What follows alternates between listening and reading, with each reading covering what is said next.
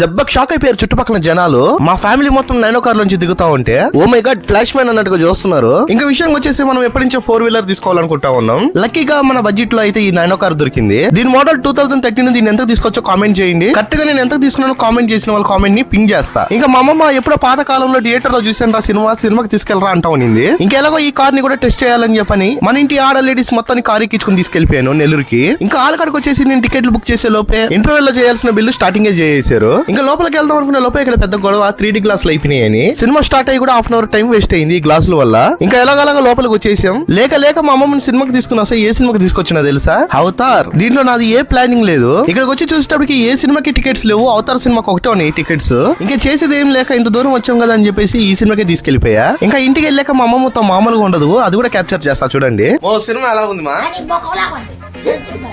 ఏమైంది? గ్లాసులు పెట్టుకుని మరి చూసేవే. అది గ్లాసులు పెట్టుకుని మరి చూసావు సినిమా బాలా? తీసుకెళ్ళండి మరి సినిమాకి.